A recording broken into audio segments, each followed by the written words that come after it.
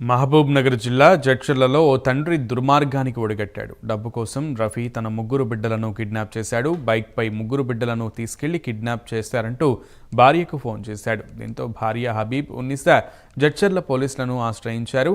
వెంటనే అప్రమత్తమైన పోలీసులు ఫోన్ ట్రాక్ ద్వారా నిందితుడిని గుర్తించారు. అనంతరం హైదరాబాద్ యాకత్పుర రైల్వే స్టేషన్ సమీపంలో రఫీని అదుపులోకి తీసుకున్నారు.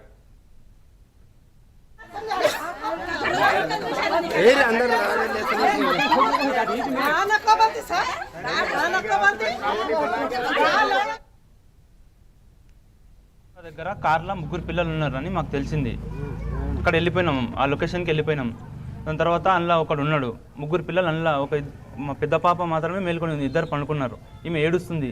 పోయి చూసేసరికి వీళ్ళని తీసుకుని కార్లోకి వెళ్ళి మేము 5-6 మంది ఉన్నాం. ఒక్కరే దిగి ఆ కార్ దగ్గర పోతే వాడేమంటాడు, మీరే వాడు రా, నాకు 9 లక్షలు ఇచ్చేది ఉంది అన్నాడు. వాడు ఒక్కడున్నాడని ఆ మాట అన్నాడు. మేము 5-6 మంది దిగేసరికి మమ్మల్ని చూసి బెదురుకున్నాడు. నాకు పైసలు ఇచ్చేది అందుకోసం పిల్లల్ని పట్టుకున్నా అన్నాడు. మనకి రెండు దెబ్బలు కొట్టి తీసుకొని వచ్చేసినాం, పిల్లల్ని తీసుకొని వచ్చేసినాం. గౌరీ శంకర్ కాలనీలో నిన్నటి రోజు హబీజా ఉద్దీనా బేగం అని ఆమె 28 ఇయర్స్ దా ఉంటుంది అందాదా.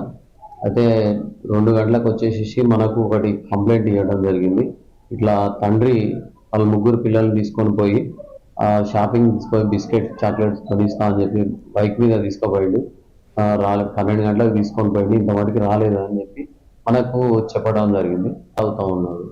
ఈ పాలు తాగుతున్న పిల్లగాడికి ఇబ్బంది అవుతుందని ఉద్దేశించి ఇమీడియట్గా రియాక్ట్ అయినాం. రియాక్ట్ అయ్యి ఎప్పటికప్పుడు అక్కడ హైదరాబాద్లో అప్రమత్తం చేయడం జరిగింది. అప్రమత్తం చేసిన తర్వాత వాళ్ళు యాకత్వ ఏరియాలో రాత్రి 10:30కు దొరకడం జరిగింది తండ్రి. తర్వాత పిల్లలు కూడా దొరకడం జరిగింది. అయితే వీళ్ళు ఇంకా కొంచెం ఎంక్వైరీ చేయాల్సి ఉంది దాని మీద.